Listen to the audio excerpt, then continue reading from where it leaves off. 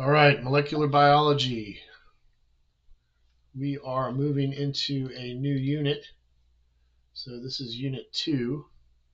And unit 2 we're going to do unit 2 quickly. So you're only going to have a little over a week to get through unit 2. But it's also only one chapter. We're going to cover chapter 6. But that chapter is a beast, I won't lie to you. So chapter 6 combines the central dogma, both transcription and translation. And the reason I wanted to, give it its own exam and its own unit, of course, it's because it's so central to cell and molecular biology. If you've had me for cell biology, some of this is going to be review, and some of it is going to be new, especially when we get into the second part, which is translation. This is a pretty long lecture. It's almost 90 slides, and so probably best to break it up into some portions. I'm probably going to do the same. I'll probably split this up into 2 parts. But all right, so the chapter for the Albert's book is laid out pretty simple. It's really only got 2 or 3 sections in there. It's got DNA to RNA, which is what we're going to do tonight mostly, and then it's got RNA to protein. Okay, so tonight we're just doing the DNA to RNA section, but a big part of that includes RNA processing, and a component of that we're really going to get into is RNA splicing. We're going to cover it in a lot more detail, much more at a molecular level, looking at all the individual proteins that perform splicing in much more detail than you've learned it before. Okay, so in the previous chapter, we looked at how genetic information is stored, how it's replicated, how it's repaired, and now we're going to focus on how cells use that information. And if you really, really dig into this stuff, you'll really start to see and appreciate the cell as being a machine, performing like a machine, right? Every cell contains the same genome. Different cell types express different sets of genes, and therefore they produce different proteins, right? That is the basic concept of gene expression, and it's what defines biological difference in various tissues and cells. Okay? So this chapter follows the flow of information from DNA to RNA and explores how gene expression determines which proteins a cell can produce. Okay, so we're going to focus on the first half of gene expression, the conversion of information stored in DNA into a functional RNA molecule. All right, we're going to talk about transcription, the enzymes that synthesize RNA, a specific type of RNA, of course, messenger RNA. We'll examine transcription in both bacteria and in eukaryotes, and we're going to cover RNA processing, talk about the capping, the tailing, the polyadenylation, nuclear export, also the production of non-coding RNAs. Okay, so a major theme throughout this chapter is that transcription and RNA processing are very tightly coordinated. So cells control how much protein is produced from each gene. Not all genes are expressed at the same level. Some are transcribed frequently and produce large amounts of protein, whereas others are expressed only occasionally or under very specific conditions. So protein output depends on both transcription efficiency, which determines how much RNA is produced, and also translation efficiency, which determines how much protein is produced from each RNA molecule. And by regulating these steps, the cells can adjust protein production to meet whatever physiological demand the cell has at the time. All right, so the central dogma of biology describes the flow of genetic information within cells. DNA serves as the long-term storage molecule for hereditary information. And during transcription, the nucleotide sequence of a gene is basically copied into an RNA version, right? An RNA molecule, and it's done so by a very prominent enzyme, RNA polymerase, very large and prominent enzyme in the cell. And then during translation, that RNA directs the assembly of amino acids into an amino acid sequence and ultimately a protein. So genes provide the instructions for building proteins, while proteins perform most structural, enzymatic, and regulatory functions within the cell. Okay, all review, right? Although some RNAs function independently.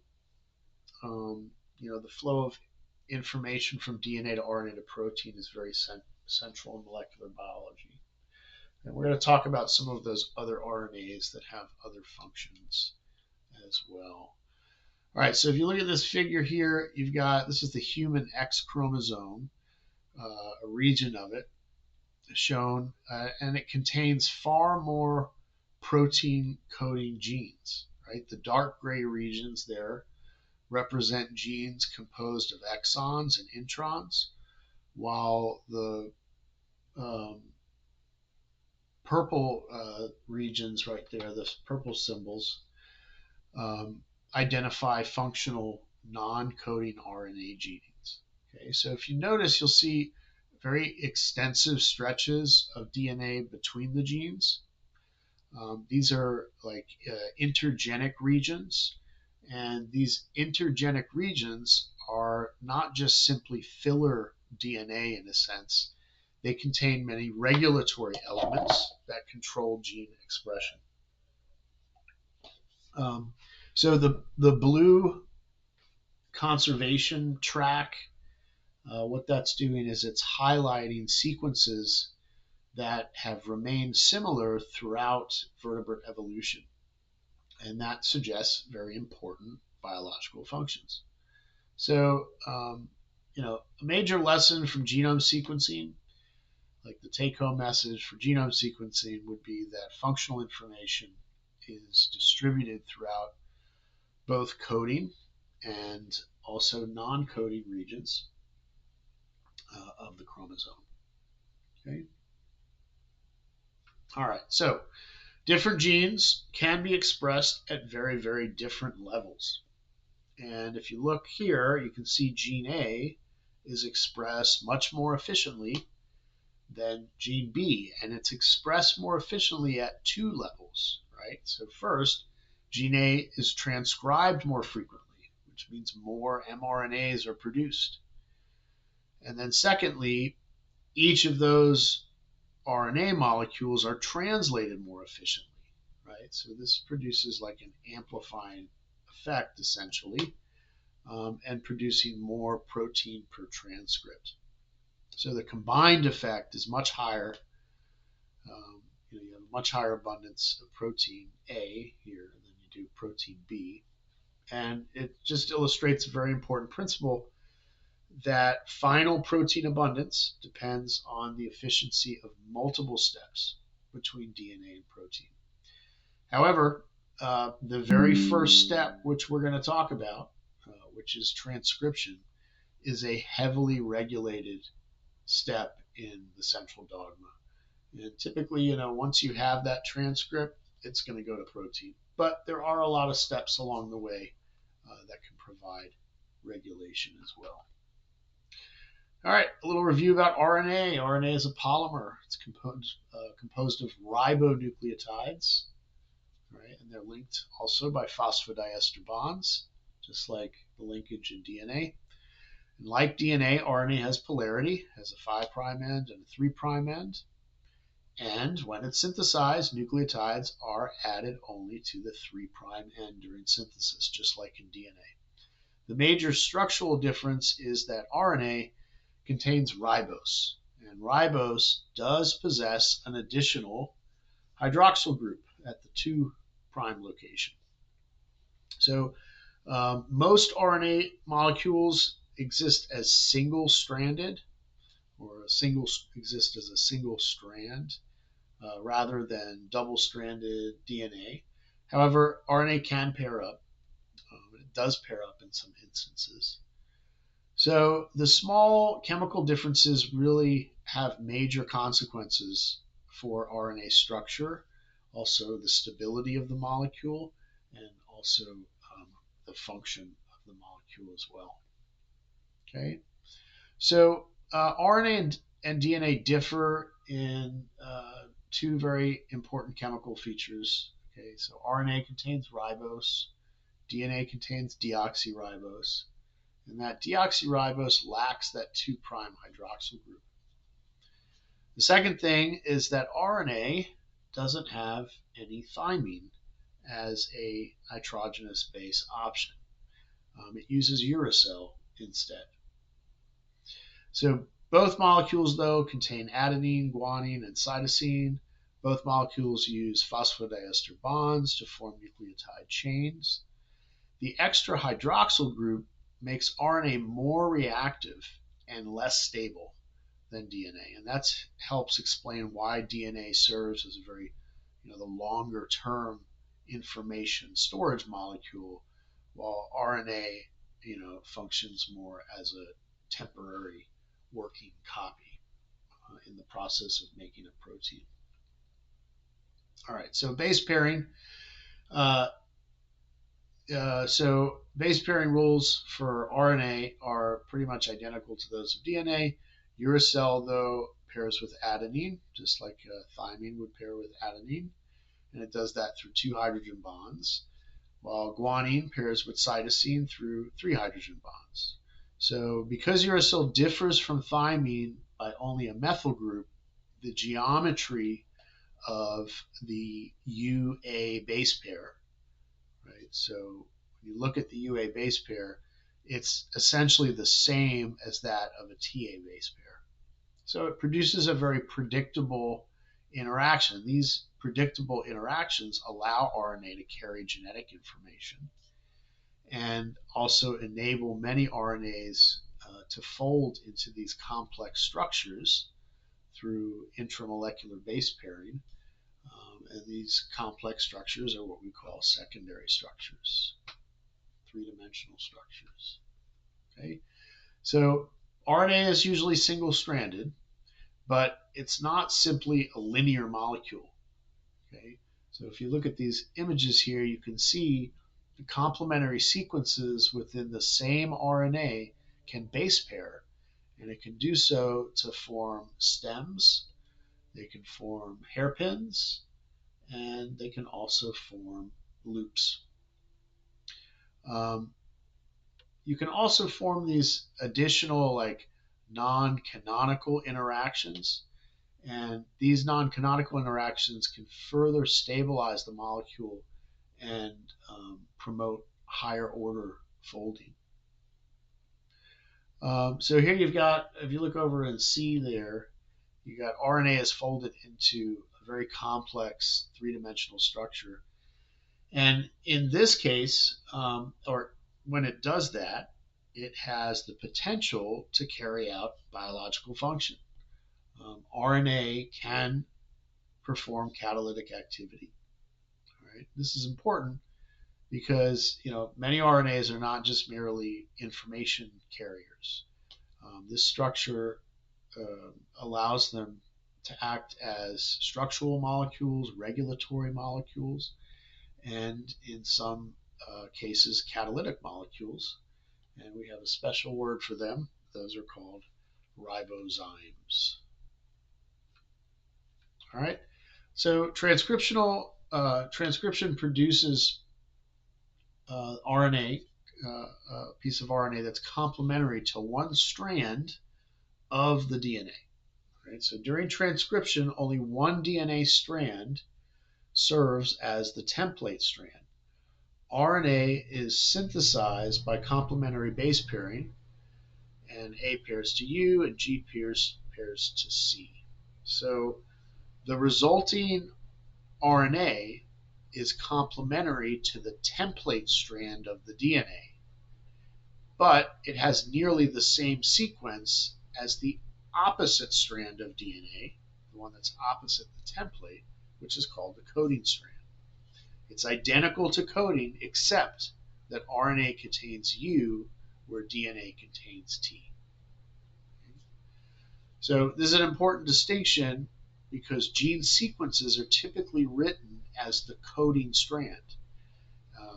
Even though RNA polymerase reads the template strand, when you get onto GenBank and you're looking at sequences, they're obviously not going to give you a double-stranded sequence. You're reading the coding strand. Okay. So, you should be able to work backwards from that, right? If you're given the coding strand, you should be able to determine the template strand. If you're given the RNA, the mRNA sequence, you should be able to determine either the template or the coding sequence, and vice versa. Okay, so RNA is synthesized using one DNA strand as a template, the template strand. All right, so this figure represents what we just talked about. RNA polymerase reads the DNA template strand. It synthesizes RNA in the 5' to 3' direction.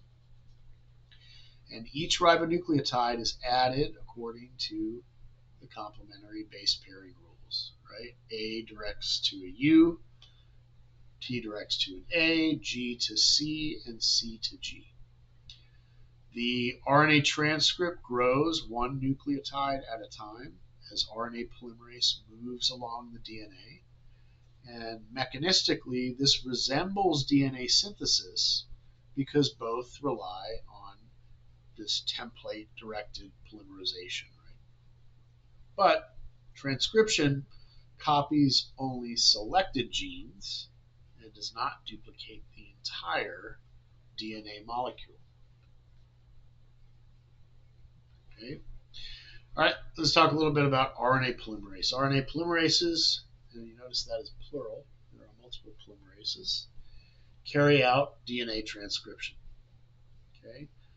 RNA polymerases bind DNA and they locally unwind a short region of the double helix that exposes one strand as a template.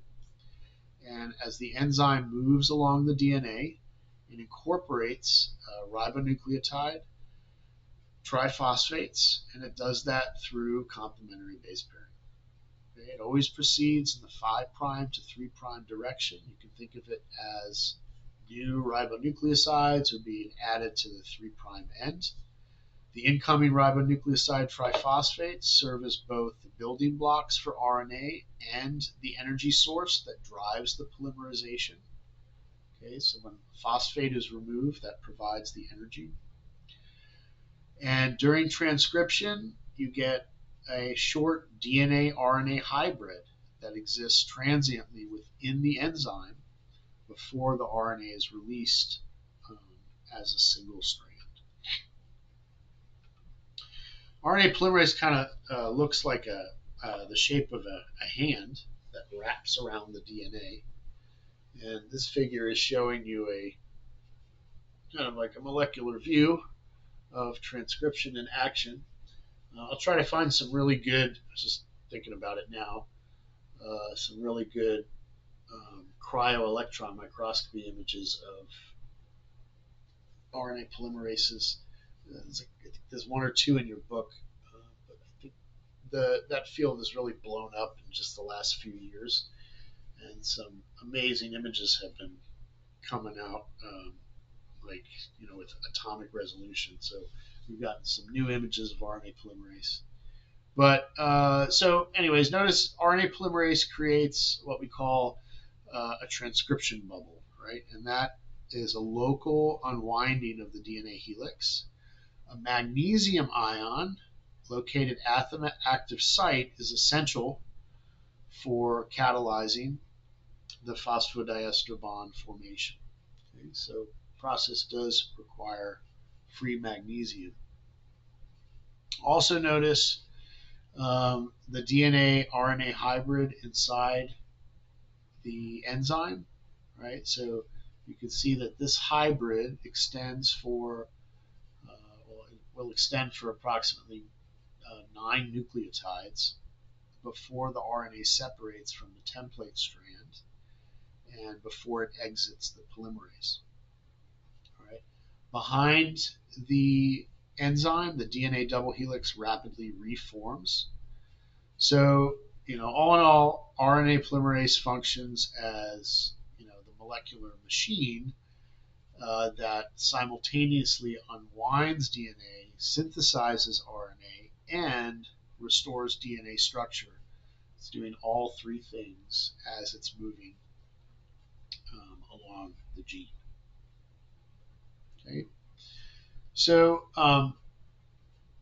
although RNA polymerase and DNA polymerase both synthesize nucleic acids, they do differ in several important ways. So, RNA polymerase uses ribonucleotides rather than the deoxyribonucleotides used by DNA polymerases.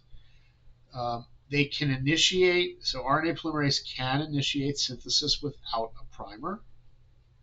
That allows transcription to begin directly at promoter sequences. RNA polymerase is also very highly processive, right? So what we mean by that is it remains attached to the DNA while transcribing the entire gene. Our DNA polymerases will come off, as we learned, if there's stalls in the replication fork or proofreading requirements that DNA polymerase just isn't always continually processing like RNA polymerase can. RNA polymerase also possesses proofreading activity, although it's very limited. And it does allow the removal of some incorrectly incorporated ribonucleotides. So there's a big balance between speed and accuracy here. If it's producing RNA, right, that RNA doesn't become a permanent member of the cell like when you're undergoing mitosis and making DNA. So there's not a risk if one transcript gets incorrectly produced. There's not dire consequences for that. So it's a balance between speed and fidelity, right? Okay, so cells produce different categories of RNA molecules. Not all RNA molecules function as the templates for protein synthesis. Messenger RNA is the molecule that does that. It carries the genetic information from DNA to the ribosomes, and it directs protein production. But cells also produce many non-coding RNAs that function directly as RNA molecules. So ribosomal RNA, that forms the structural and the catalytic core of ribosomes. Transfer RNAs, these serve as the adapter molecules that link codons to amino acids during translation. Small nuclear RNAs, these participate in pre-mRNA splicing. And small nucleolar RNA guides rRNA processing and modification. You also have microRNAs, small interfering RNAs called siRNAs, and also long non-coding RNAs.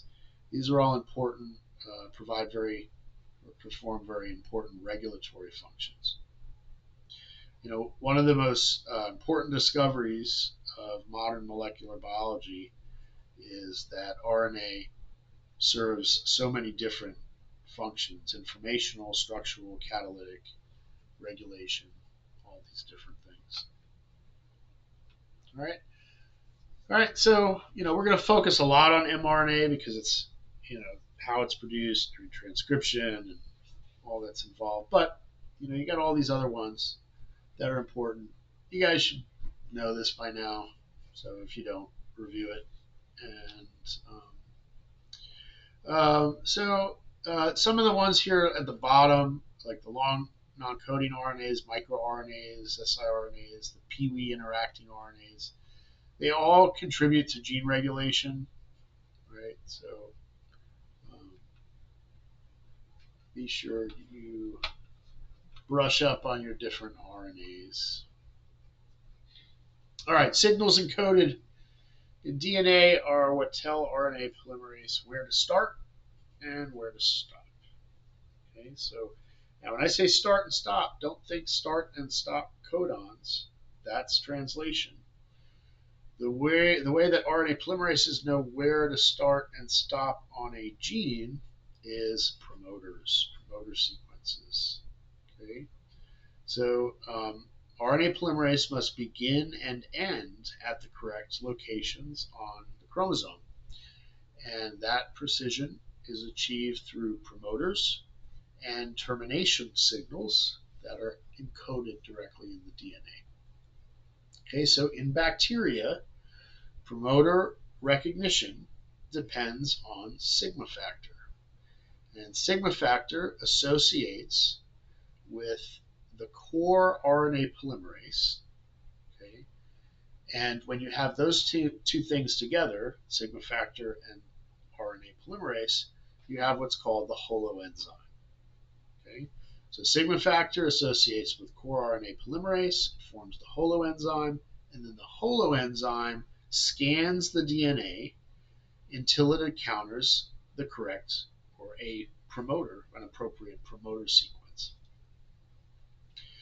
After transcription begins, RNA polymerase synthesizes RNA, it moves along the gene, and eventually termination signals will trigger release of both the RNA transcript and the polymerase.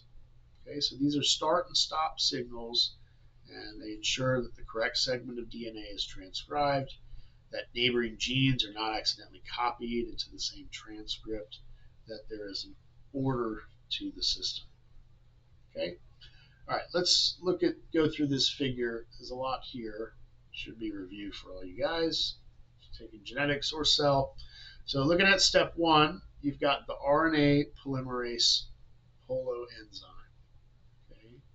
And the holoenzyme includes both the sigma factor, which is in purple, and the core RNA polymerase. And right off the bat, because we're talking about sigma factor, we are talking about bacteria, right? So the holoenzyme searches along the DNA until it locates a promoter. And then in step 2, the enzyme locally unwinds the DNA to form what's called an open complex. And that basically exposes the template strand.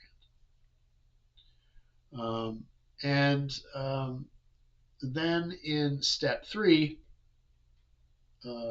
transcription begins. And at this stage, the polymerase can often produce short RNAs that are released before productive transcription occurs. And this is something called abortive initiation. All right, so you get the production of short RNAs, and they get released, and it's before actual transcription occurs, abortive initiation. So the polymerase remains tightly associated with promoter DNA and has not yet committed to the elongation step yet. All right, and then in step 4, after about 10 nucleotides have been synthesized, the polymerase escapes the promoter, and then this whole thing transitions into the elongation phase. Okay? Sigma factor is no longer needed. It dissociates and goes on to provide transcription of another gene on the chromosome. All right, then during step 5, transcription becomes highly processive. Right, the polymerase remains attached to the DNA. The transcription bubble is moving along the gene. The messenger RNA is increasing in size. Then in steps 6 and 7, the polymerase encounters a termination signal in the DNA. So many bacterial terminators function through the formation of an RNA hairpin. So the DNA sequence produces an RNA sequence that is conducive to folding, and it folds up into a hairpin structure, and that destabilizes the interactions between the RNA, the DNA, and the polymerase, and it leads to the release of the transcript. Okay, and over in B, that's an electron micrograph. It's got elongation of bacterial. It's in the elongation phase of bacterial RNA polymerase. All right, moving on. Signals encoded in DNA tell RNA polymerases where to start and stop. Okay, so this is, I think this slide actually is out of order. Whoops. Fix that. Or is it duplicated? A little bit, sorry. All right, let's move on here.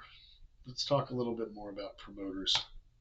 So promoters are, like, at first glance, you would expect every promoter maybe to have exactly the same DNA sequence, but in reality, bacterial promoters have a lot of variation. But they have variation to a certain degree. And that's why we call these sequences, like a promoter sequence, we call them a consensus sequence, which means if you look at all of the promoters on a chromosome, they're all a little different, but they're all very similar. And you can kind of you can look at these or evaluate these consensus sequences in these sequence logos. And I have a sequence logo up here for the human Kozak sequence. And the Kozak sequence, actually, don't get confused here. The Kozak sequence is not a promoter sequence, but it is a consensus sequence. It is a translation initiation sequence. So you can see there it contains the start codon. But you can see that there are position numbers, right? Pluses and minus. And you can see there's different letters, and some letters are larger than others. And what that means is that at that specific position, the letters that are larger, it's more important that that position has that letter in the sequence. In other words, if we had a sequence that at 3 had a G and 1 had a C and 4 had a G, and then the other positions had different sequence or different letters, it could behave as a human Kozak sequence. And that's what, these consensus sequences are. That's what we mean by the term consensus sequence.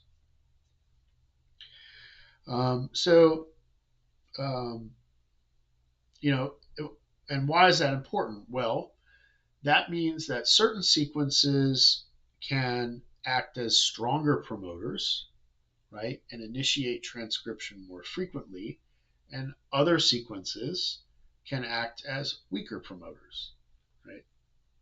And this is what contributes to gene expression. So, consensus sequences. Okay, RNA polymerase forms a very stable transcription complex during the elongation phase. We were saying that RNA polymerase is very processive. Once RNA polymerase clears that promoter, it's entering this elongation phase, and it forms a very highly stable transcription complex, right? Not like DNA replication. The polymerase can come right out. All right, so you can see the transcription bubble, which we've talked about, and RNA polymerase is coordinating all of these things: the DNA unwinding, the RNA synthesis, and the RNA released. All right, Let's look a little more at bacterial promoters. And so most bacterial promoters contain two very important recognition sequences that are located upstream of the transcription start site. So what we mean by upstream, if transcription start is here, this is upstream, and this direction would be downstream. Downstream is usually indicated with positive numbers, upstream with negative numbers. So those two important recognition sequences are the negative 35 region. Negative 35 region has a consensus sequence of TTGACA. And then you don't need to memorize those sequences, guys, but definitely know negative 35 and negative 10. And then there is also the negative 10 region, which is also called the Primnow box. And that consensus sequence is TATAAT. And its homolog, it's like eukaryotic homolog, the Tata box, we'll talk about a little bit later. Okay, so the sigma factor recognizes these promoter elements, and what it will do is it positions RNA polymerase at the +1 transcription start site. So when sigma factor is scanning the DNA, that is the sequence, the negative 35 and the negative 10, that it locks down on. Another thing to notice is the spacing between the two elements. That's also important. So with most promoters contain approximately 17 nucleotides between them. And variations in either the promoter sequences or their spacing can affect how efficiently transcription is initiated. So when you say negative 10, it means it's 10 nucleotides away, and same with negative 35, it's 35 away from the start site. So it's not just the sequence themselves of TDGACA and TATAAT, but also the position. And that's why these are called position matrices. Okay. All right. Now, so we talked about how it's the template strand that is, read by RNA polymerase, but the coding strand, is same as the mRNA, except T is for use. However, one side of the DNA molecule does not always behave as the template, and the other side is the coding. It doesn't work like that. Genes can be transcribed from either DNA strand. Where transcription is going to begin is determined by, you guessed it, the presence of a promoter sequence. So genes can be located on either strand of the DNA molecule. The direction of transcription is determined by promoter orientation. That's what dictates how RNA polymerases bind to the DNA. Okay, you can see in the figure, some genes are transcribed from left to right, whereas others are transcribed from right to left. And as a result, different genes use opposite DNA strands as their template strands. But regardless of which strand is used, RNA synthesis always proceeds in the 5' to 3' direction. Okay? So this is an important arrangement. It allows both DNA strands to carry genetic information. It increases the coding capacity of the chromosome, flexibility. It's important in a lot of things, evolution, gene dosage, all sorts. All right, we are picking up again here with chapter we're on, chapter 6. Hopefully I can figure out how to splice these videos together for you guys. Really well done on exam 1. Very, very happy with you guys. I appreciate the hard work. Okay, so moving on with chapter 6. we're going to get into the mechanism here in a little bit. And when you're talking about mechanism of transcription, it's mostly the initiation of transcription that is the more intricate part. So eukaryotic transcription is considerably more complex than bacterial transcription. Okay? Eukaryotic cells have 3 different RNA polymerases, and each one is responsible for transcribing different classes of genes. RNA polymerase 1 synthesizes most ribosomal RNAs. RNA pol 2 synthesizes messenger RNAs. That's considered the main one. But it also synthesizes many regulatory RNAs. And RNA pol 3 synthesizes transfer RNAs and several small RNAs. Okay? Unlike bacterial RNA polymerase, RNA pol 2 cannot initiate transcription on its own and requires numerous transcription factors. Now, don't get confused by that statement, okay, because we did talk about sigma factor in the holoenzyme. But, and sigma factor is, if you think about it, it is kind of the transcription factor for prokaryotes, all right? But technically, it's not. It's not a transcription factor because beyond sigma factor, there's nothing that exists in prokaryotes to complicate transcription in a sense through the addition of proteins. Okay, but with eukaryotic transcription, there are thousands and thousands of different transcription factors. Okay, so in addition, transcription in eukaryotes occurs on DNA that's packaged into chromatin, and that creates additional layers of regulation. So when we talk about transcription factors, and this is a real important distinction, there's basically 2 classes. All right, that's how I like to look at it. There are a few transcription factors, like 10 or so, that are part of the general transcription family. And what that means is that all of those are required to initiate transcription. And then eukaryotic cells, the more complex that they are, the more other class of transcription factors that they will have to all make the different tissues and the different cell types and whatnot. Okay, so that's what we mean by general transcription factors, and it's an absolute requirement. Okay, so right now we're just talking about the polymerases, though, and they're nicely set up here in this table. RNA polymerase 2 is not like an entirely new invention, right? So like bacterial RNA polymerase, it synthesizes RNA using a DNA template, and it does carry out the same fundamental chemistry of transcription. So that is something to consider, okay? So, all right, you guys be sure you know these 3 polymerases.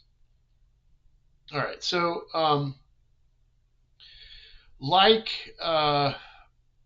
so if you look at the figure, right, so there's some different shadings here. The regions that are shown in green, this is RNA polymerase 2, one of the largest, really most complex enzymes in the cell.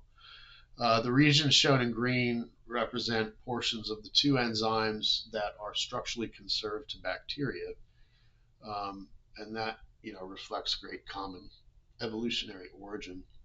The little red sphere marks a catalytic magnesium ion, which is required at the active site and essential for RNA synthesis.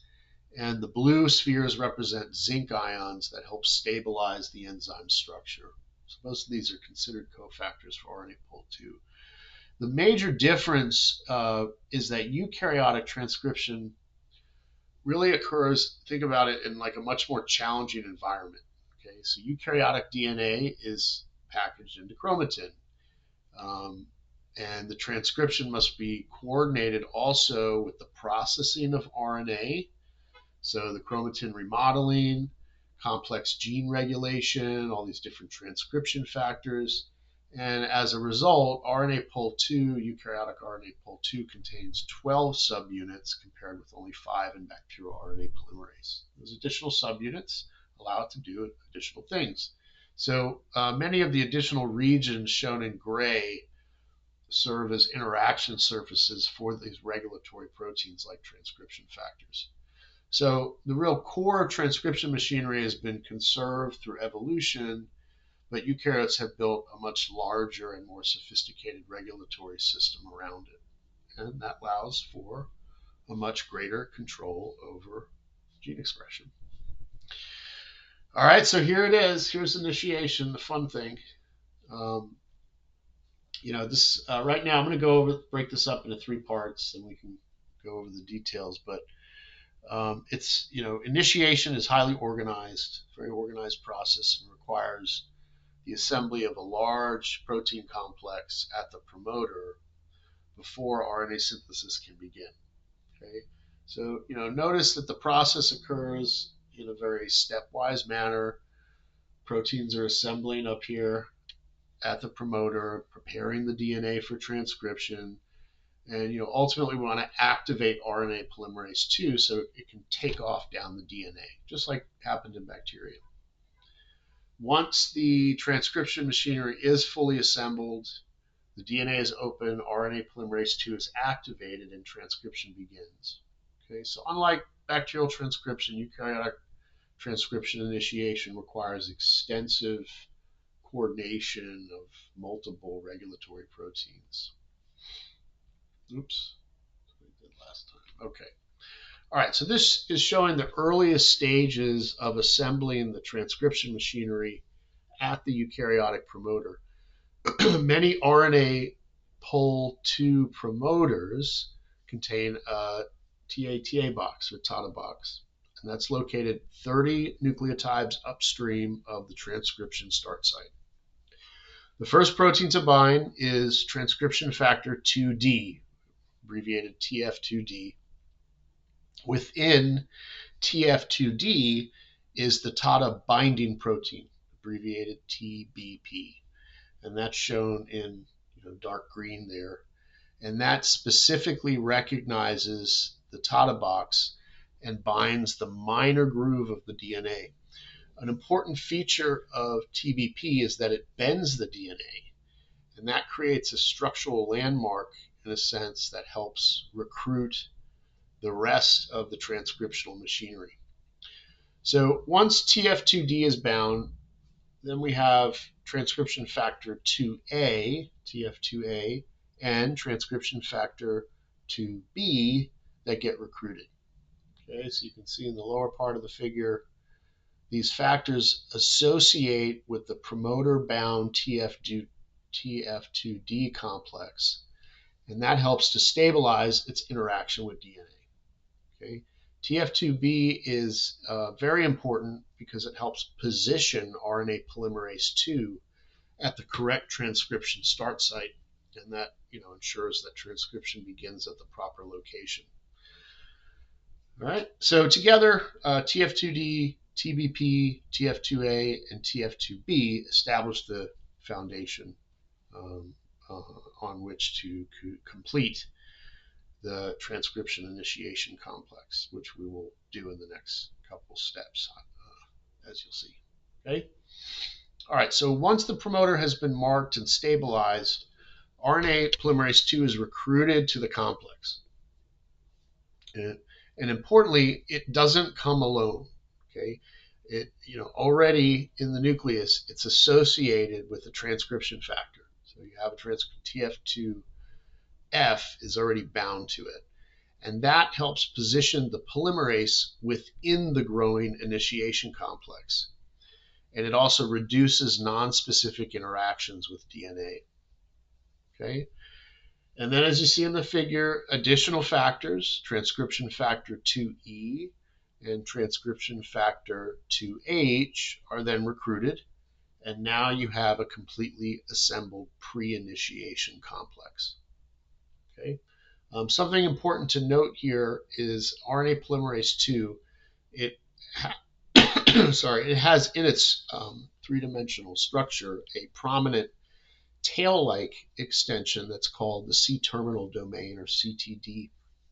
And the CTD consists of multiple repeated amino acid sequences that will serve as a landing platform for proteins that are involved in transcription, also in RNA processing. Okay, so the CTD as of now has not yet been modified, but we'll see in the next stage that it undergoes phosphorylation, which is a very key event that helps transition the polymerase from basically initiation or pre-initiation into active transcription. Okay. All right, so this fully assembled complex represents the transcription machine, and it's now properly positioned at the promoter, and it's ready to be activated. Okay, so here's the third part, and at this point, that pre-initiation complex is fully assembled. Transcription is ready to begin. The critical player now is transcription factor 2H, TF2H, and that performs two essential functions. First, TF2H uses the energy from ATP to unwind the DNA at the transcription start site, and that creates like a small transcription bubble and exposes the template strand that RNA polymerase II is going to read. Once the template is accessible, RNA pol II can begin now incorporating ribonucleoside triphosphates. Okay, so that's ATP, UTP, CTP, and GTP, and it can do that to grow the RNA molecule. All right, so that's the first thing that TF2H does. TF2H then performs a second major function by phosphorylating the C-terminal domain of RNA pol II. All right, here you can see in the figure phosphate groups being added to the CTD tail. So this is the molecular switch part, right? This is what makes, basically turns on, it converts the polymerase from an initiation state into an elongation state. Okay, CTD phosphorylation triggers promoter escape, as it's called. Right? And that allows RNA polymerase II to break free from the initiation complex and move downstream along the DNA template. Okay, it's not going to. All right, so what else am I leaving out here? So as this transition occurs, most of the general transcription factors are going to dissociate from the polymerase. But some components, particularly TF2D, will remain at the promoter and actually can facilitate further rounds of transcription. At the same time, elongation factors can associate with RNA polymerase II and help support a higher rate or efficient RNA synthesis. Okay, so phosphorylation of the CTD by TF2H is the key event that transforms a promoter-bound initiation complex into an actively transcribing RNA polymerase that's capable of a very productive elongation phase. Okay, so there they all are. This table just summarizes major roles of the general transcription factors that we have just discussed.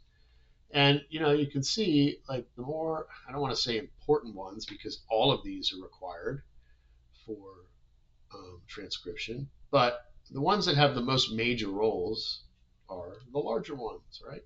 Something you can easily appreciate. All right, so that is a lot of detail about forming the pre-initiation complex, but let's also look closely at all of the different elements. And when we're talking about factors, usually we're talking about proteins, like these transcription factors, but when we're talking about elements, we are talking about regions of DNA that can act as a certain, like a marker or a binding site.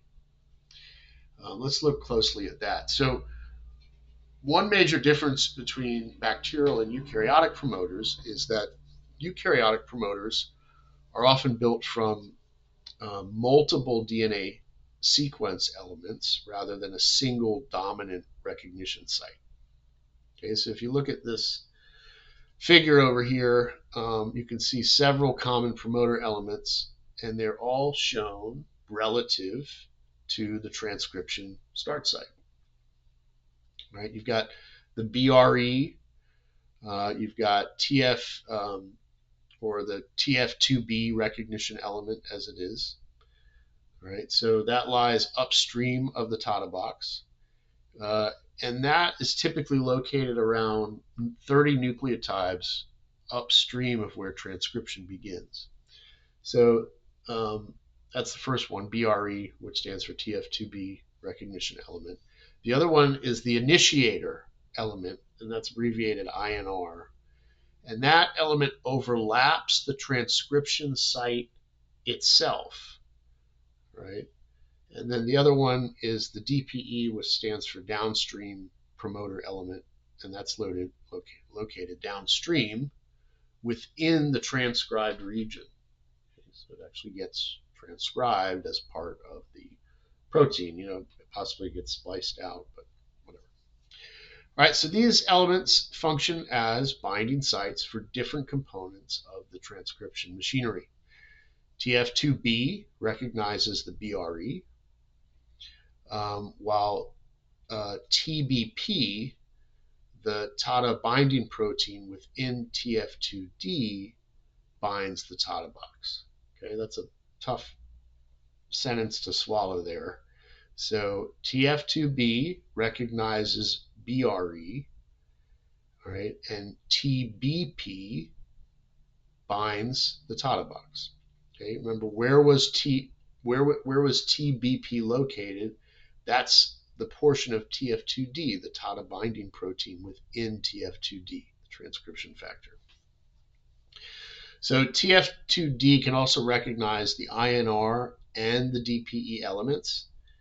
And all in all, together, all these interactions just help accurately position RNA polymerase II at the correct start site and make a correct promoter assembly.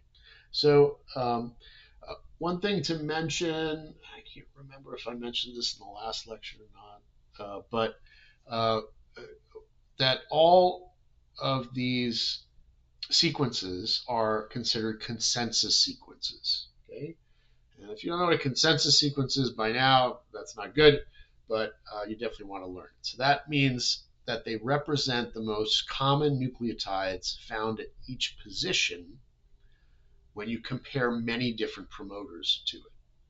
Okay, individual promoters rarely match the consensus perfectly. In fact, most RNA polymerase II promoters contain only 2 or 3 of these elements rather than all 4. Different genes therefore use different combinations of promoter elements to recruit the transcription machinery. As an example, promoters that lack a strong TATA box will often rely more heavily on an INR or a DPE element. Okay, and this is important. It's like I don't know if the best word, plasticity, or it's like a modular design, right? And it gives eukaryotic cells a lot of flexibility in controlling, how efficiently individual genes are transcribed. Right? That's what makes the cell so complex. All right, so this is looking at why TBP, which is that TATA binding protein, the region of TF2D, is much more than just a simple DNA binding protein. TBP is the DNA recognition subunit of TF2D, and its job is to recognize the TATA box found in many RNA polymerase II promoters. What makes TBP unique or unusual is how it bends the DNA. So most DNA binding proteins recognize sequences by interacting with the major groove of very straight DNA, But TBP actually does the opposite. It binds the minor groove and dramatically bends the DNA, introducing this really sharp kink of nearly like 80 degrees, I think it was, if I remember correctly. So if you look at the structure, right, the protein has like this distinctive saddle-shaped architecture, and that's formed by two very similar domains shown in blue and green. The DNA sits across the saddle, and the binding interaction partially unwinds and distorts the double helix. And the distortion, it's not accidental. By bending the DNA, TBP creates a structural landmark that makes the promoter easier for other transcription factors to recognize. So TBP really helps solve a fundamental problem in transcription initiation, and that's how to accurately assemble a large protein complex at a very specific location on the genome. Right? That's what we're overcoming here. This is a big complex of a lot of proteins all stuck together in a very precise manner and at a very precise location. So rather than simply marking the promoter chemically, TBP physically reshapes the DNA, and that creates a platform that promotes recruitment of the remaining general transcription factors and ultimately RNA pol-2. Okay, this is why TBP is often considered the protein that like nucleates assembly of the entire transcription initiation process. Okay. All right, so up to this point, we focused on the core transcription machinery that assembles at the promoter. However, in living cells, that machinery is usually not sufficient by itself to drive efficient transcription. It can drive it at a very basal level, but eukaryotic genes are regulated by additional proteins that help determine when and how strongly a gene can be expressed. For example, you can have activator proteins that bind regulatory DNA sequences called enhancers. And the interesting thing about these enhancers is they can be located very far from the promoter. And then through DNA looping, those regions get close to the promoter. The activators can still communicate with the transcription machinery. And it does that through this complex called mediator. So the mediator complex acts as like a large molecular bridge. It's a pretty big protein complex. And that transmits regulatory information from activators to RNA polymerase II and the general transcription factors. At the same time, because eukaryotic DNA is packaged into chromatin, you have chromatin remodeling complexes and histone modifying enzymes that help make promoter DNA more accessible. Okay. All right, so this figure is showing all that. Shows how transcription initiation occurs and how most genes require activator proteins. You can see it binds the enhancer site, which is very far away. That's what these dotted lines indicate. This is like super far away from the +1 site. And then through DNA looping, you can bring this region close together to the initiation complex. And here's mediator protein, which acts as a bridge between activator protein. Okay. So you can also see in here the chromatin remodeling complex and the histone modifying enzymes. Okay. They help make the promoter DNA accessible, and it does that by altering the chromatin structure. Okay. So together, these proteins overcome the challenge of transcribing DNA packaged into chromatin, and you have this big complex at a very specific location with looping of DNA ready to now get into elongation. All right, so once transcription has been initiated, RNA pol-2 enters the elongation phase and associates with elongation factors that help it synthesize RNA efficiently. Unlike bacterial RNA polymerase, however, the eukaryotic enzyme must transcribe DNA packaged into nucleosomes, right? And that creates an additional barrier for transcription. So elongation factors help the polymerase move through the chromatin, and that reduces pausing, it prevents premature termination. Now, this elongation is also a major point of gene regulation. We covered that back in cell bio, and I'm not going to get into that too much here. Because many genes pause shortly after initiation and become reactivated only when the pause gets released. Right? Also, as RNA pull-2 progresses, it can recruit enzymes that modify histones and establish chromatin marks that are associated with active transcription. Okay, let's cover this in some detail here. All right, so one of the major challenges that eukaryotic transcription has, that RNA pull-2 has to move through chromatin. Right? And if you look at the figure, you got that large blue thing, that's RNA pull-2. The yellow thing is the histone core, right, of a nucleosome. And the DNA, you see it wrapped around the nucleosome. And the polymerase has progressed about halfway through this nucleosome, while the nucleosome DNA, while synthesizing, and you can see the emerging RNA transcript that's shown in blue. And it's important to realize it's the 5' end of that mRNA that's coming out. So you can see associated with the polymerase are some proteins that I think are going to look new to you. I think we go over this in cell bio here. And these are elongation factors. And they include SPT4, that stands for suppressor of Ti4. And you have suppressor of Ti5, and you have ELF1, which stands for elongation factor 1.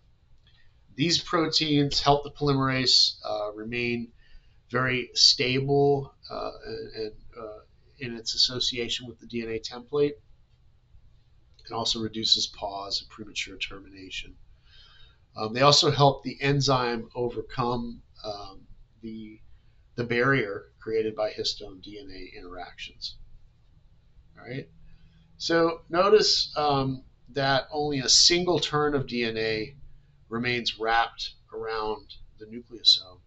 As RNA polymerase II advances, DNA gets transiently peeled away from the histone surface, and that allows the DNA template strand to enter the polymerase's active site.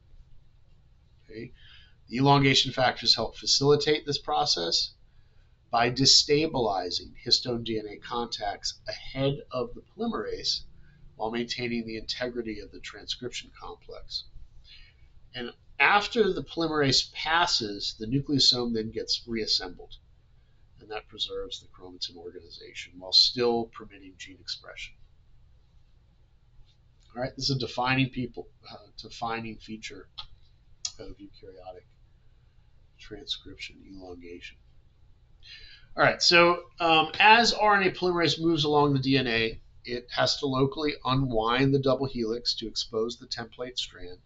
And this, just like we saw in DNA replication, creates torsional stress in the DNA molecule. So if DNA is free to rotate, however, that stress can be dissipated. And however, in chromosomes, though, DNA is often constrained because the stress accumulates, and it accumulates as supercoiling. So the advancing polymerase basically generates positive supercoils ahead of the transcription complex, and that's where the DNA is becoming overwound. And it creates negative supercoils behind where the DNA becomes underwound. So negative supercoiling tends to promote strand separation, whereas positive supercoiling makes unwinding more difficult. So if you don't relieve that positive supercoiling, you can't do transcription or replication. That's why we have topoisomerases, right? And so if you look at this figure, it's showing you why transcription creates torsional stress in DNA. So look up there at A. The DNA has a free end, right? When one turn of the double helix is unwound, the DNA can simply rotate to absorb that change, and that prevents stress from accumulating. If you look at B, however, the DNA ends are fixed and they can't rotate. And under these conditions, unwinding one helical turn introduces torsional strain, um, um, and that ultimately, to relieve that, it supercoils. Okay? And then in C, you can see what happens during transcription. Right? So as RNA polymerase moves along the DNA and locally separates the strands, it cannot freely rotate around the chromosome. And as a result of that, positive supercoils accumulate ahead of the polymerase where the DNA becomes overwound. Negative supercoils accumulate behind it where the DNA becomes underwound. Notice that negative supercoiling promotes strand separation, makes the helix opening easier, whereas positive supercoiling resists strand separation and makes further unwinding more difficult.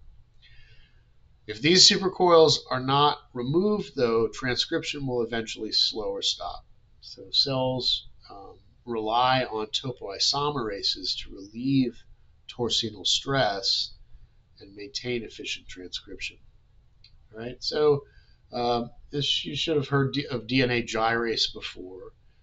DNA gyrase is a specialized type 2 topoisomerase that can actively introduce negative supercoils, and it helps to counteract the positive supercoiling generated ahead of the transcription machinery. Okay? All right, let's shift gears a little bit. We're going to talk about the processing of RNA.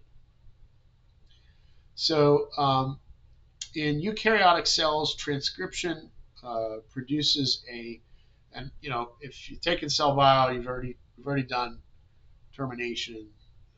So we're not going to, I think we're going to cover that in a lot of detail here, but so we can't revisit everything. But I do want to jump into RNA processing.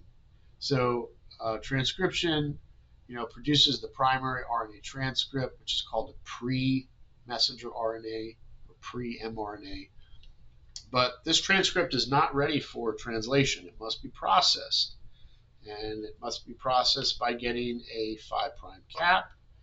It must be spliced by removal of introns and addition of a 3' polyadenylation tail, also called the poly A tail.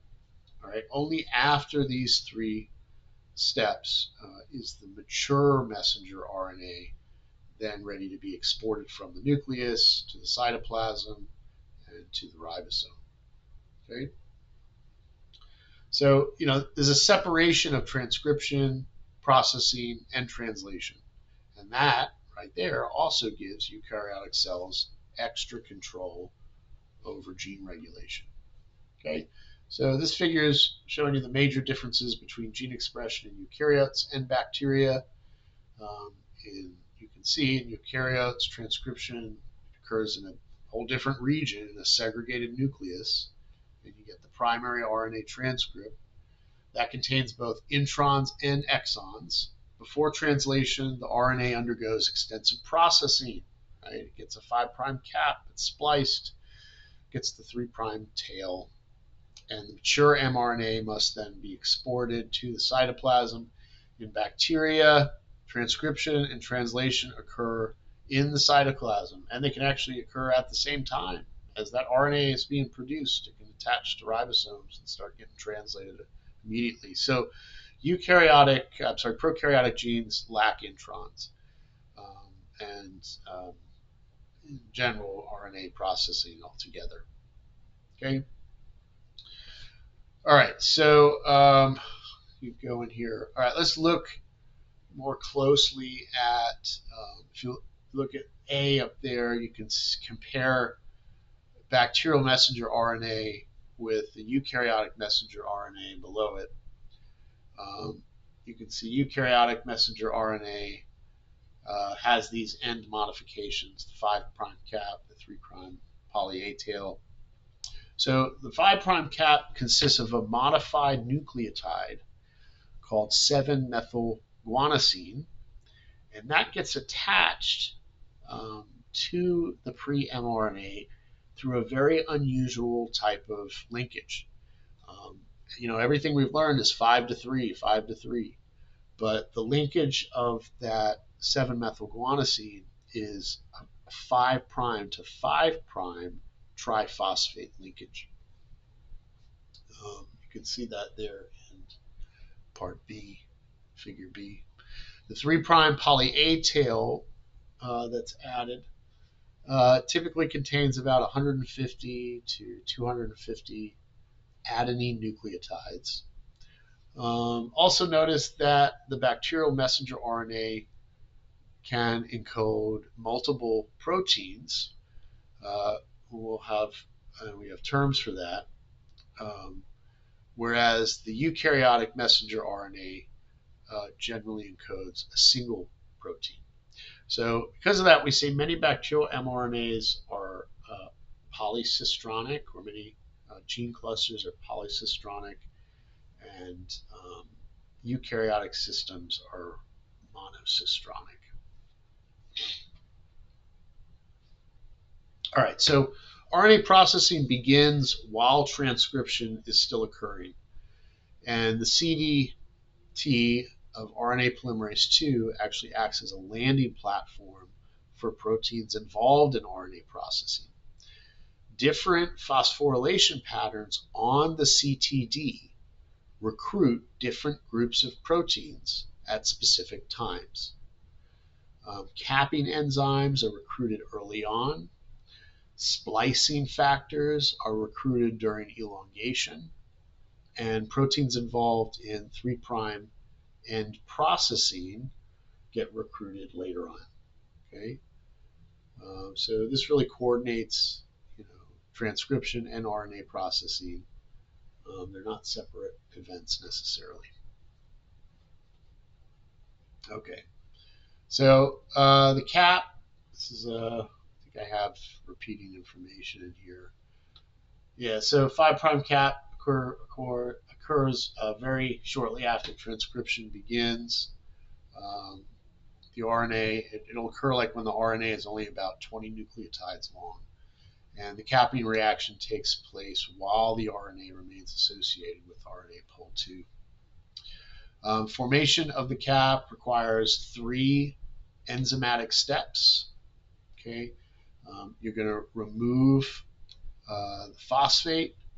You're going to add the guanosine monophosphate, and it does that through that unusual 5' to 5' linkage. And the last is you get methylation to form that final 7-methylguanosine cap. All right, because the capping enzymes are recruited by the CTD domain of RNA pol II, the cap is added almost immediately as the RNA emerges from the enzyme. Okay, so here you can see what I just talked about. The capping process with 3 sequential reactions. So the first one is that one phosphate is removed from the 5' end of the RNA transcript.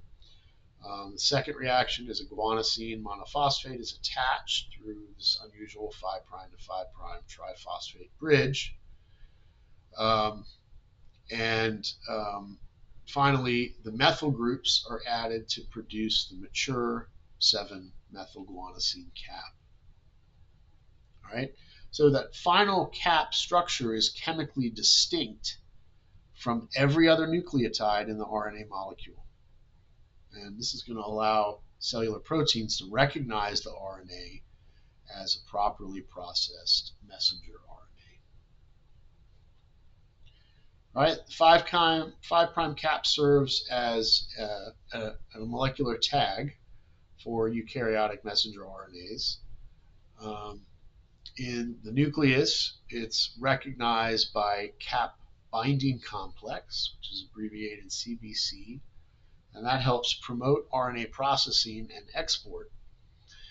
In the cytoplasm, the cap is required for efficient translation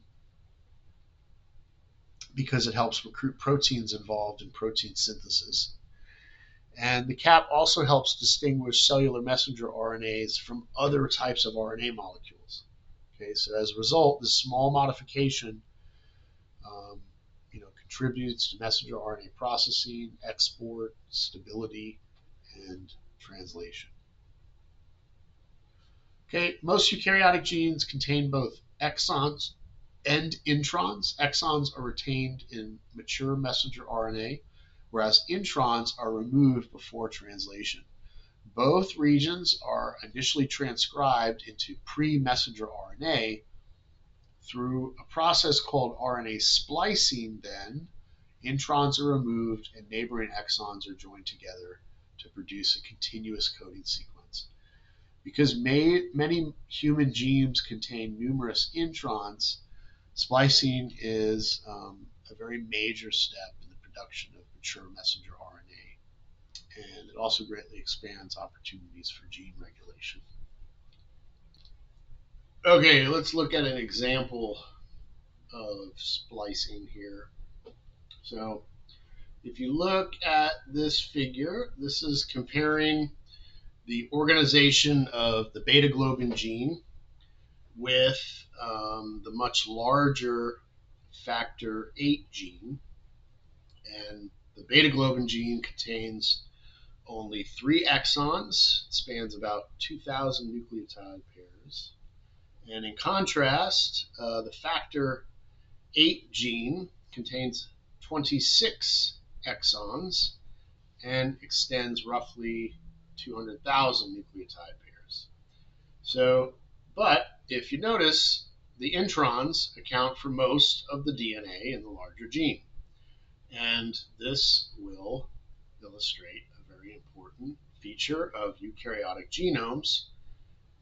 Protein coding sequences often represent only a small fraction of the total gene length. So mutations affecting either exons or introns can disrupt gene function and lead to disease. It doesn't just have to happen, though, in the exons.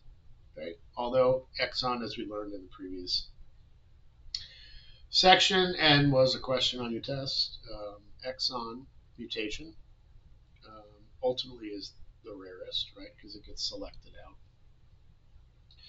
Okay, so we are going to talk about RNA splicing, and we are going to do it in considerable detail compared to how you've learned it before. This is really a big, I don't want to say emerging because it's already emerged, area of cell molecular biology. But remember, as molecular biologists, we're always trying to explain and derive cellular complexity, and splicing is one thing that greatly builds cellular complexity, right? Because from one gene now you can have multiple protein isoforms. Okay, so it's important, and that's why I want to get into the nitty-gritty with respect to this chapter. Okay, all right, so RNA splicing removes introns, and it does it through 2 sequential reactions. Okay, first, the intron is cut at its 5' end, and that end becomes attached to an adenine nucleotide that's located within the intron. This creates a looped structure called a lariat, and it does that through an unusual 2' to 5' phosphodiester bond. Then in the second reaction, the two neighboring exons are joined together, and this produces a continuous coding sequence. The released intron lariat then gets degraded. This mechanism allows introns to be removed precisely while preserving the integrity of the coding information. Okay, so you can see like here in the figure, you got two-step chemistry of RNA splicing. In the first reaction, the 5' end of the intron is cut, and that free end is joined to an internal adenine within the intron. So, and you can see in part A over there that it creates that characteristic loop lariat structure. And then over in part B, that is showing you this unusual 2' to 5' phosphodiester bond that forms at this place that's called the branch point or the branch point adenine. And that is rarely found anywhere else, right? Elsewhere in RNAs. We don't see that 2' to 5' bonding. And then in the second reaction, the 3' end of the upstream exon is joined to the 5' end of the downstream exon.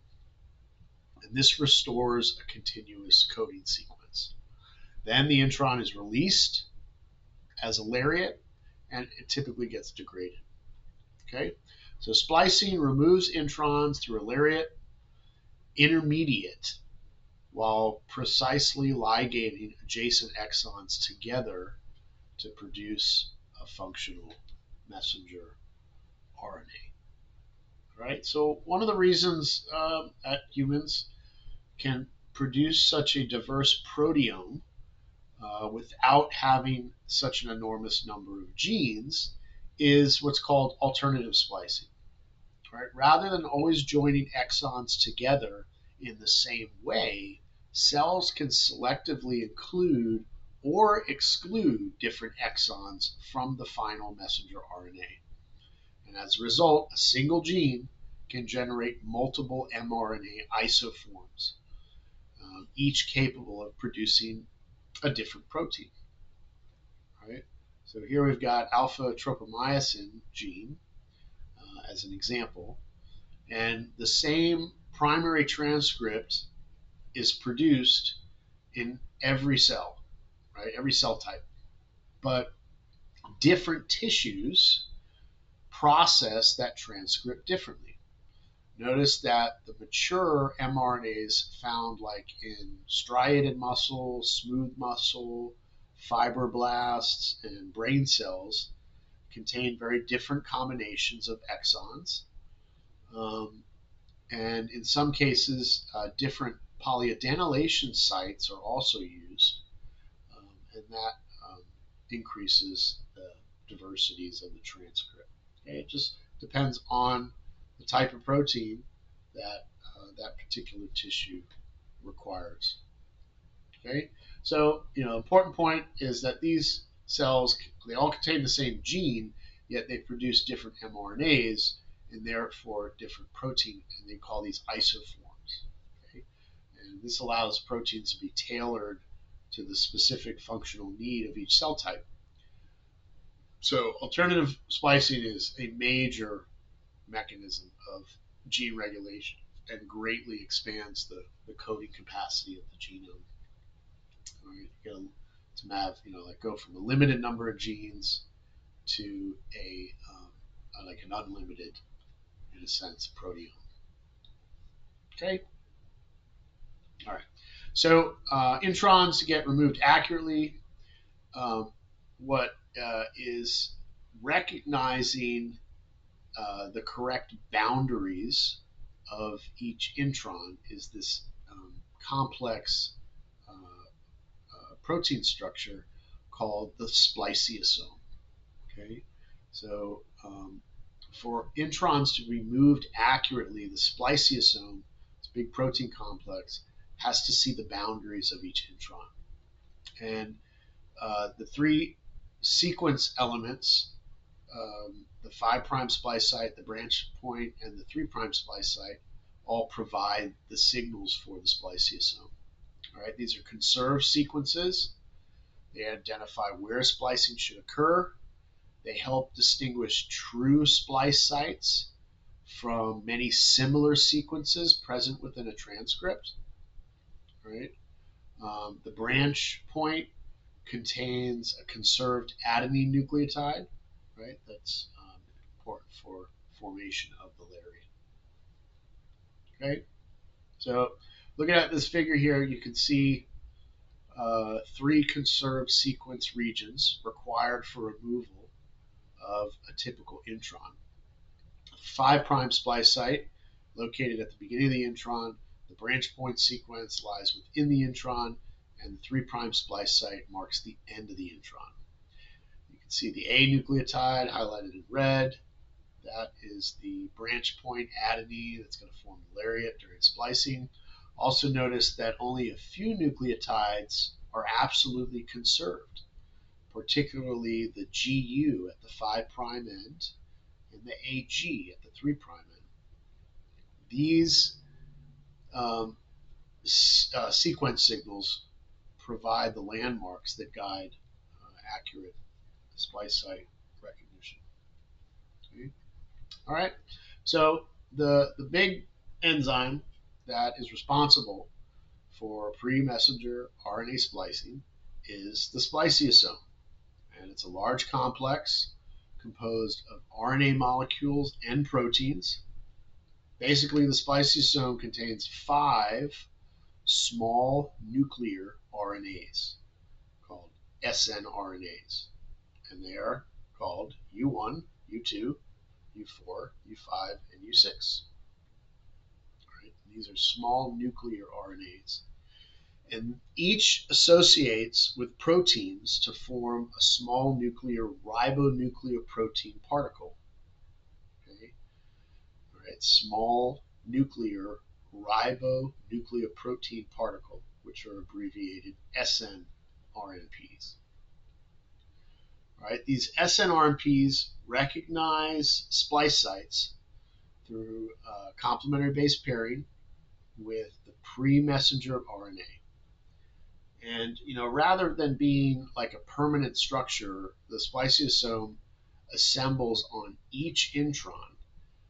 It performs the splicing, and then it disassembles, and it does that so its components can be reused.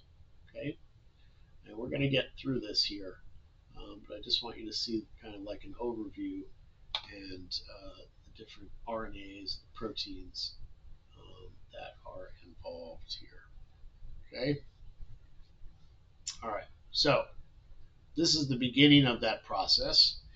And what this figure is showing you is how the spliceosome is assembled before actually any splicing chemistry occurs.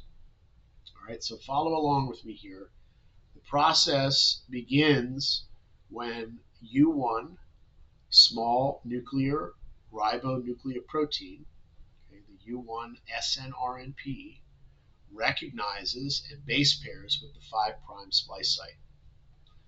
At the other end of the intron, the branch point binding protein, right, which is abbreviated BBP, binds the branch point sequence containing the very critical branch point A, or adenine. And then U2 auxiliary factor, which is U2AF, recognizes the nearby polypyrimidine tract and the 3' splice site. Okay, that's the first part. Next, U2 snRNP is recruited, and ATP is used. It's an ATP-dependent step. And U2 will displace BBP and base pair with the branch point sequence. And this leaves the branch point adenine unpaired and exposed for later on down the road. The spliceosome then recruits U4, U6, U5, tri-SNRNP, And it's a large complex containing the 3 additional snRNPs. And so importantly, U5 snRNP is what helps align the exons. And U4 and U6 snRNP, notice, are initially paired together. Okay? So we got a lot of proteins here. We've got to practice this stuff. Especially it's the first time learning it, and I think for most of you it is. All right, but still, the spliceosome is not active yet. You get extensive ATP-dependent rearrangements that now occur. So U6 snRNP replaces U1 at the 5' splice site. U4 snRNP gets released, and a large remodeling complex called the 19 complex, which is abbreviated NTC-NTR, that helps organize all the remaining components. These rearrangements bring the branch point and the 5' splice sites together, and that creates the spliceosome's active catalytic center. And that is now ready to carry out the splicing reactions, which we're going to show you in the next slide. Okay. All right, so now that the spliceosome's catalytic center has been assembled, the actual splicing reactions can occur. And the first reaction is what's called a trans-esterification reaction, in which the branch point adenine attacks the 5' splice site. This cleaves the exon-intron junction and generates that lariat, that characteristic lariat intermediate, with the intron looped back on itself. Okay? So as you can see in the figure, the upstream exon gets released, but both exon sequences remain associated with the spliceosome. You get additional ATP-dependent rearrangements, which then reposition the RNA within the active site so that the 2 exons get precisely aligned. And then you have a second trans-esterification reaction, where the newly generated 3' hydroxyl group of exon 1 attacks the 3' splice site. Okay?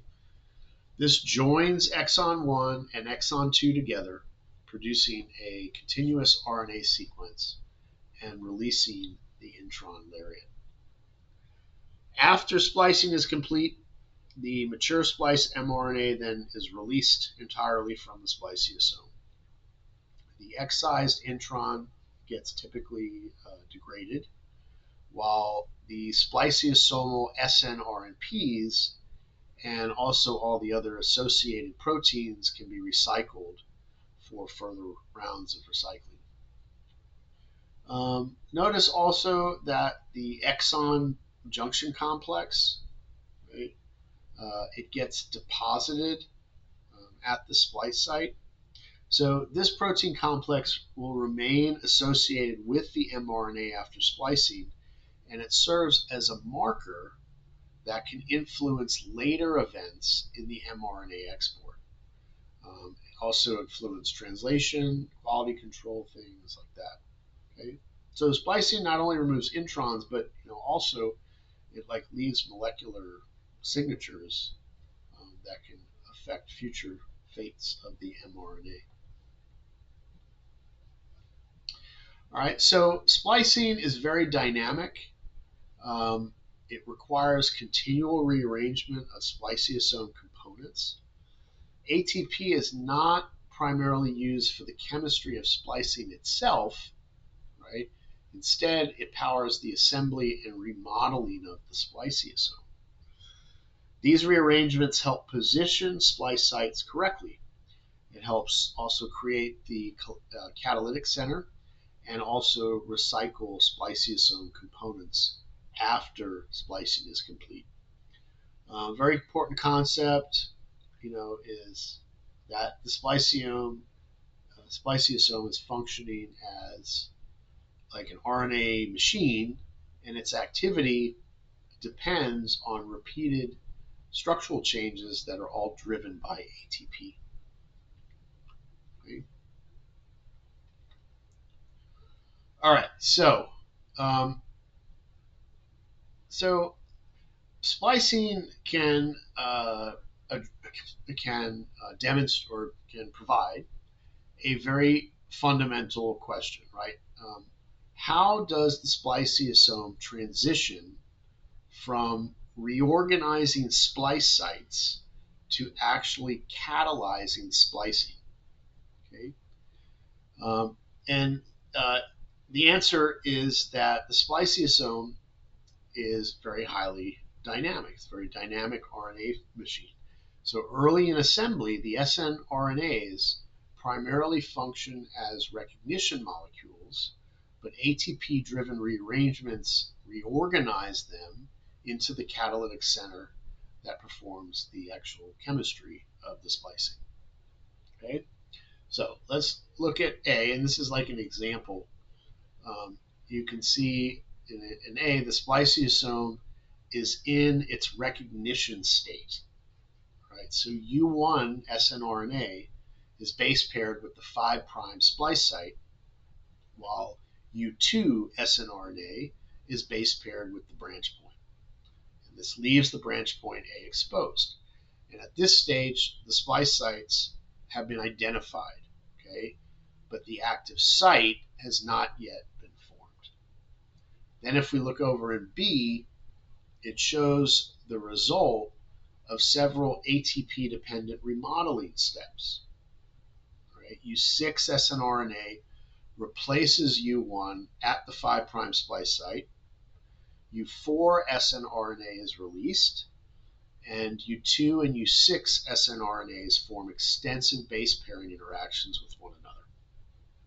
These rearrangements bring the branch point, the 5' splice site, and the 3' splice site into close proximity.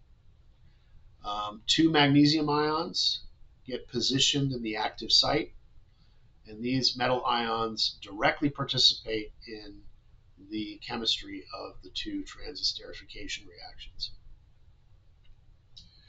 All right, now let's look at C, and you can see like the actual 3D RNA catalytic core.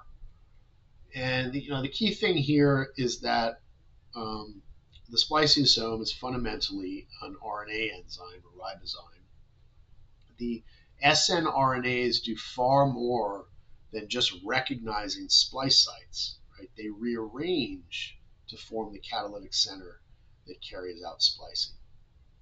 And that happens while U5 snRNA helps align the exons for accurate ligation.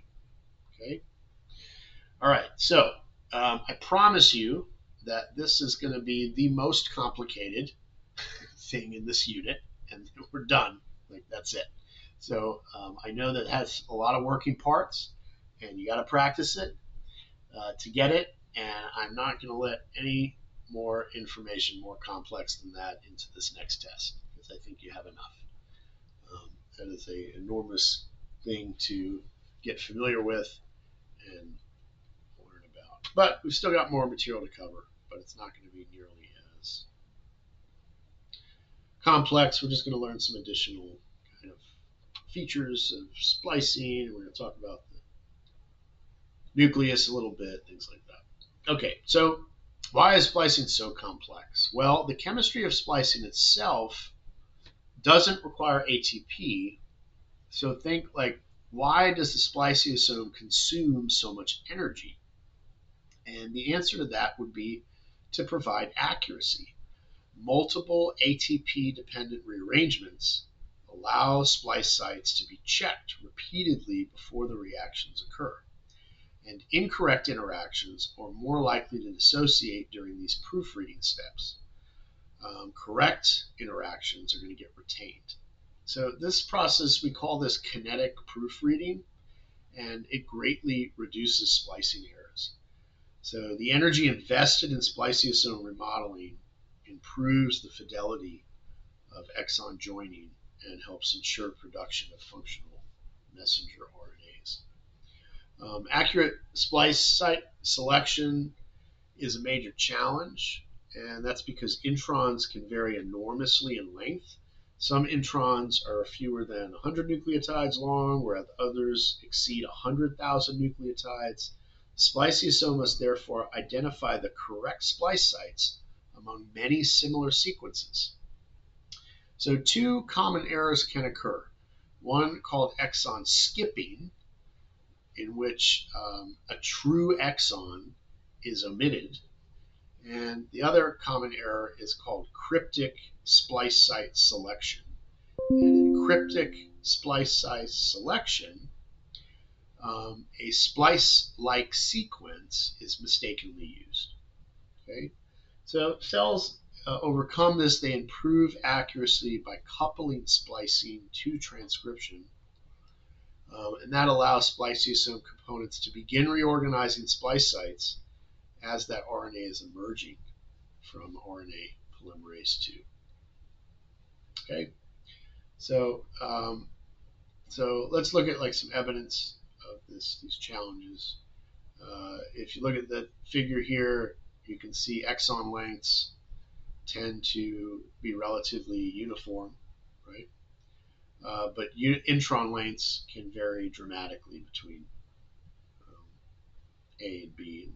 It's this variation that makes splice site recognition particularly challenging in large genes. Okay, you can see these two common splicing errors are illustrated here. So you've got exon skipping, in which a legitimate exon is removed. Their exon 2 didn't come through. And in cryptic splice site selection, you have the spliceosome mistakenly using a sequence that resembles a true splice site. So you can see that portion of exon 2 getting put in instead of the whole exon 2.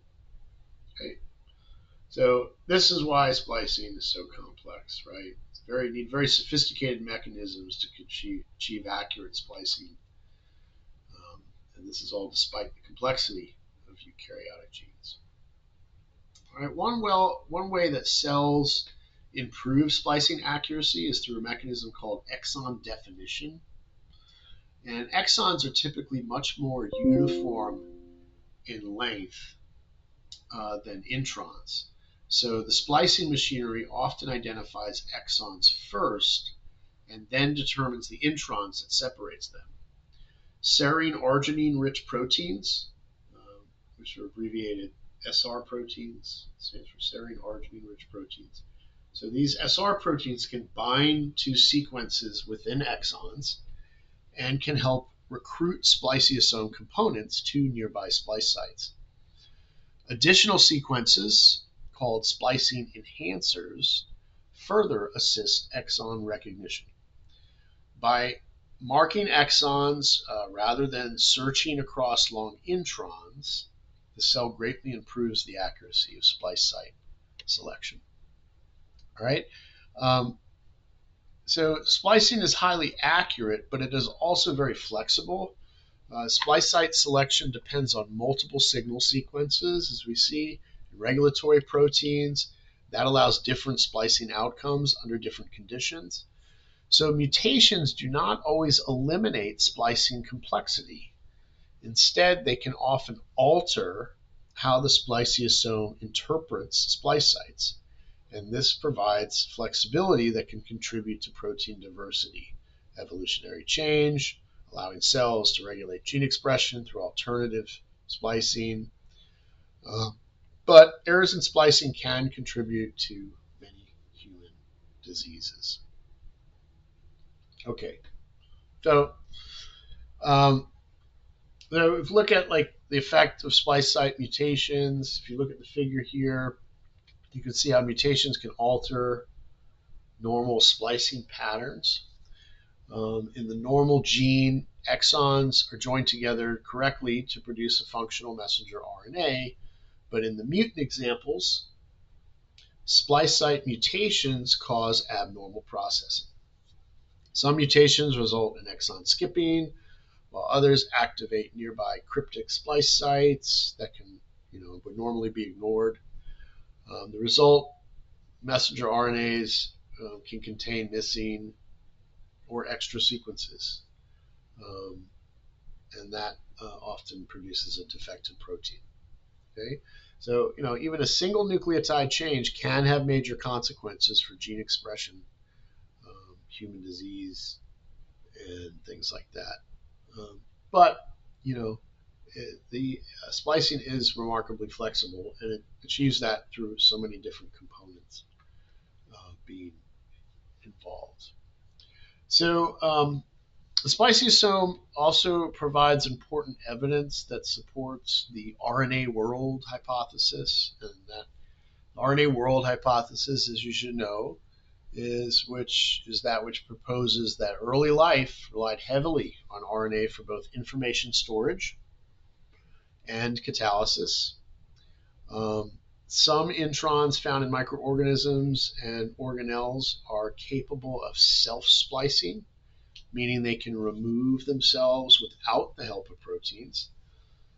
These RNAs can fold into real complex structures that catalyze the same types of reactions that we see during spliceosome-mediated splicing.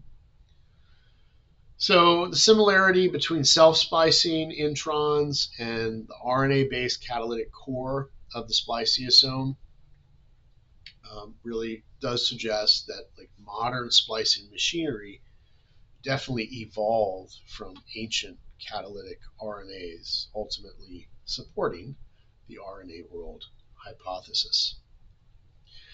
All right, so formation of the 3' end of a messenger RNA does require cleavage and polyadenylation. We can't forget about that. And specific RNA sequences specific RNA signal sequences direct this process, including this AAU-AAA polyadenylation signal and rich downstream GU-rich regions.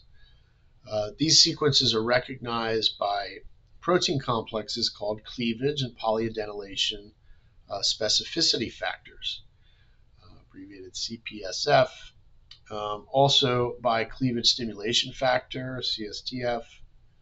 So after cleavage, poly-A polymerase adds a polyadenylation tail of approximately 200 adenine nucleotides.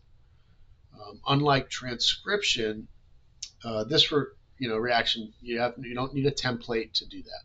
Okay, the poly-A tail contributes to what's its job? Its job is mRNA stability. It's important in export, and it has a role in translation as well. Okay. All right, this is not bad. This is not that bad. It's just big. The acronyms stand for these big, obnoxious words, but just stick to the acronyms. It's fine. So this is just showing us how the 3' end of the eukaryotic mRNA is generated.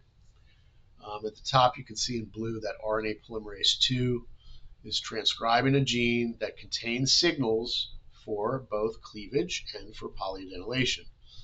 As these sequences emerge from the polymerase, cleavage and polyadenylation specificity factor will bind the AAU-AAA sequence, while cleavage stimulation factor will bind the downstream GU-rich or U-rich regions. These proteins will then recruit additional processing factors, and it forms the cleavage complex. All right, and then you can see right around here that the critical cleavage step, right? The RNA gets cut at a very defined site, right? And it's near a CA sequence, and that generates the new 3' end. Okay. RNA polymerase II will continue transcribing beyond the cleavage site for a short distance, even though the mature mRNA has already been separated from the downstream RNA fragment. All right, then poly-A polymerase, or PAP, begins adding adenine nucleotides to the new 3' end. And as the tail grows, these poly A binding proteins will coat the tail, and that actually stimulates more extension. Okay? And then down at the bottom there, you can see how this goes on until the tail reaches about 200 adenines. Now you have the mature poly A tail. Okay. All right. So over here you can see this little thing down here summarizes the sequence elements. Right? You got that AAU, AAA that's upstream. You got the cleavage site in the middle, and then you got the downstream GU-rich region. Okay, so together it's these elements that direct cleavage, polyadenylation, creates the 3' end that's required for mRNA stability and export and efficient translation. Okay, moving on here. So we're going to talk really lightly about nuclear export. Okay, if you guys remember from cell bio, we really got into it. Ran and RAS proteins. We're not doing that. But we're going to talk a little bit about it. So after processing gets completed, mature messenger RNAs must be transported from the nucleus to the cytoplasm for translation. However, not every RNA molecule gets exported. Okay, and the key concept here is like quality control, right? So how do you decide what's going to get exported and not? Properly processed messenger RNAs acquire a set of proteins. And one of them is the CBC, or cap binding complex, at the 5' end. Exon junction complexes get deposited during splicing, and also proteins that are associated with the polyadenylation tail. So together, these proteins act as like a molecular cue to indicate that processing has been completed successfully. RNAs that lack the proper protein signature get retained in the nucleus and are typically degraded by the nuclear exosome. All right, so only fully processed messenger RNAs can get exported to the cytoplasm. Messenger RNAs do not leave the nucleus as naked RNA molecules. As they are synthesized, as they are processed, they become associated with numerous proteins to form messenger ribonucleoprotein particles. In addition, heterogeneous nuclear ribonucleoprotein particles will bind nascent RNAs, and that helps prevent inappropriate RNA folding. It helps assist with packaging of long transcripts. And once processing is complete, export-ready messenger ribonucleoproteins can recruit nuclear export receptors, and these complexes are then transported through the nuclear pore complex. And that process is very complex. We're just going to talk a little about the nuclear pores, but we're not going to get into that complex mechanism. All right, nuclear pore complex serves as the gateway between the nucleus and the cytoplasm. If you look at the pore complex here, which is like cryo-electron microscopy, you can see the ring-shaped structure. It's composed of many proteins, which are called nucleoporins. And at the center, you have a central channel, and that forms the transport pathway through the pore. Small molecules can diffuse through the channel freely, but larger cargoes, including messenger ribonucleoprotein particles, require active transport. Export receptors will bind these cargoes and guide them through the pore, and it does that by interacting them with the nucleoporins. Okay, so the NPC functions as a really highly selective gate, regulates the movement of molecules between the nucleus and the cytoplasm. And that's it. That's all we're going to talk about that.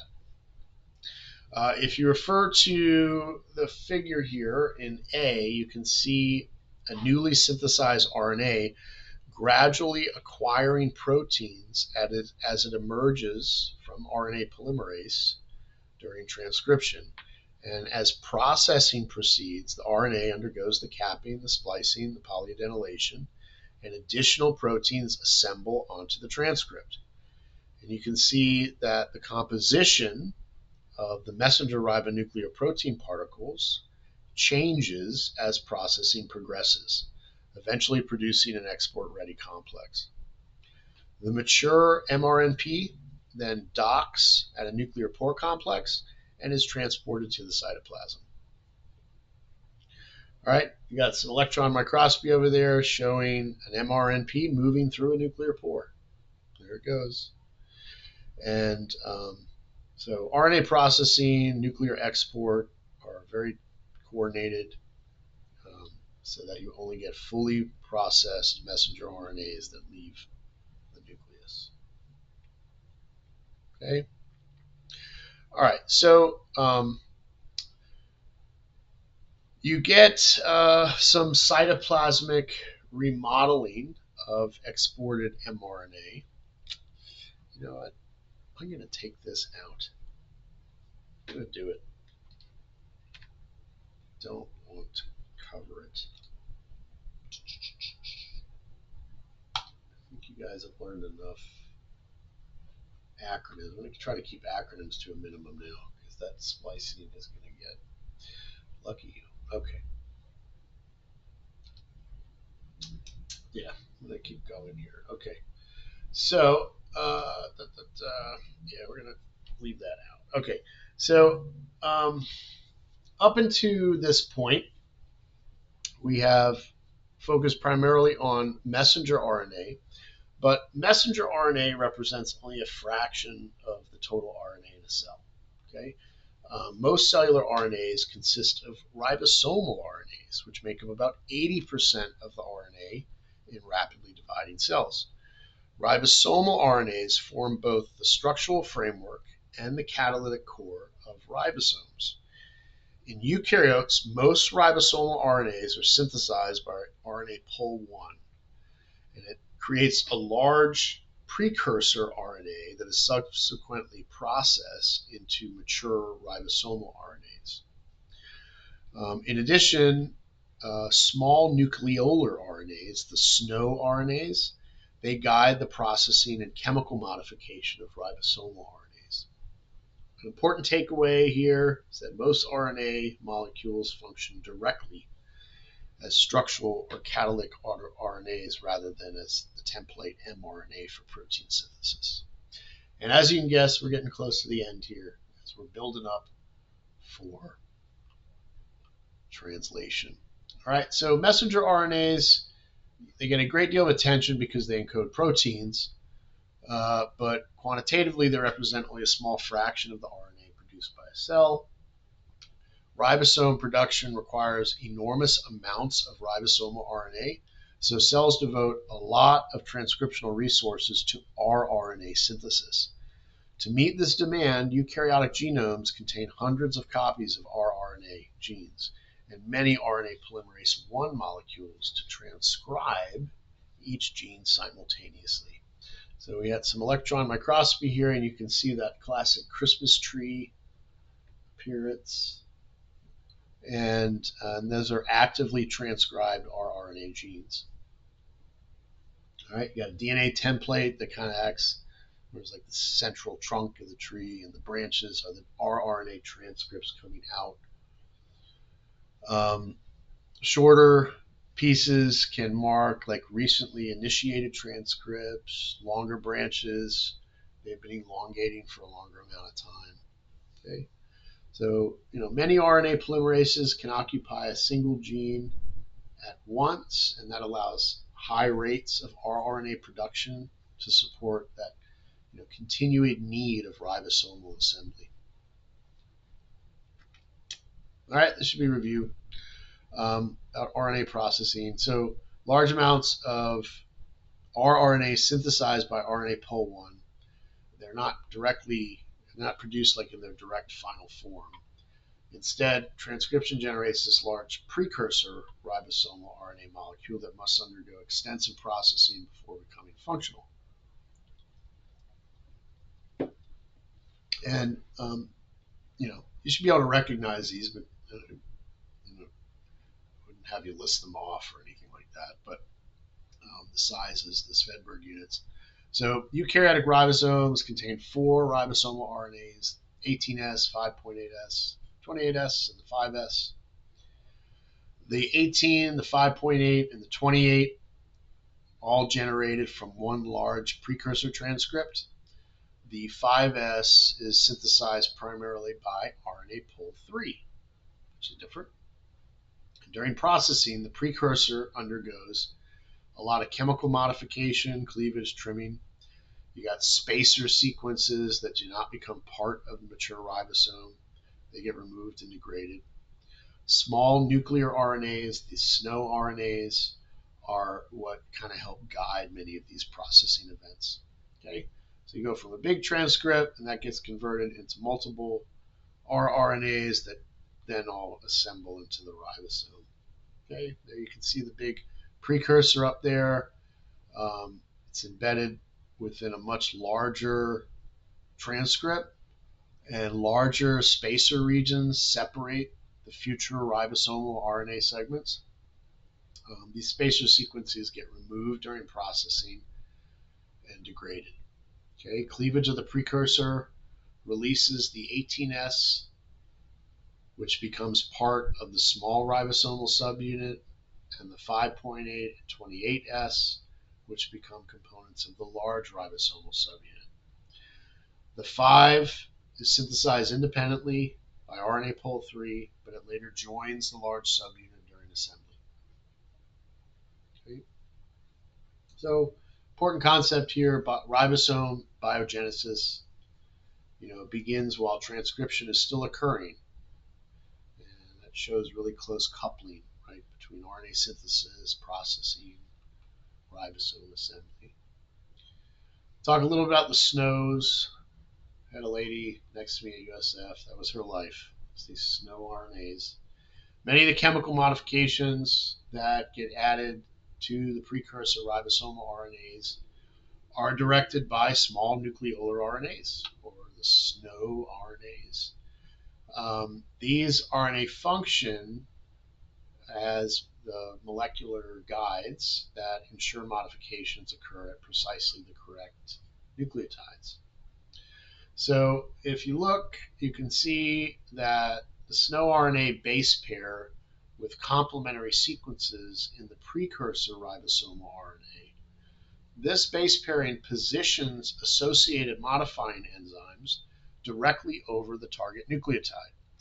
And 2 of the most common modifica'cations are 2'-O methylation of ribose sugars, and also the conversion of uridine to pseudouridine.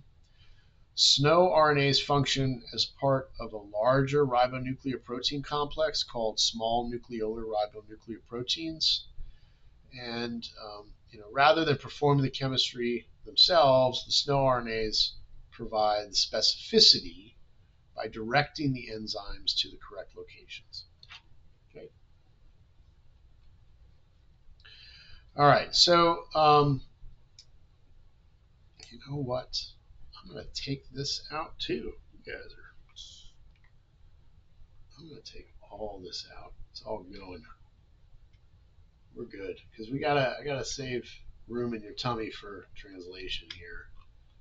I think we're filling you up. Okay, so that's it. Bam! Look at that. We're done with the first part of chapter 6. As I told you, chapter 6 is a beast. Where is that slide? Okay. All right, guys. So that wraps up first part of chapter 6. If you're asleep, well, to see what gets loaded next on YouTube, it's going to be interesting. When I fall asleep watching Netflix, the movies that pop up at 4 o'clock in the morning, I'm like, who am I? Anyways, all right. You guys will have the next part of chapter 6 here shortly, okay? Study hard, and we'll see you at the next section.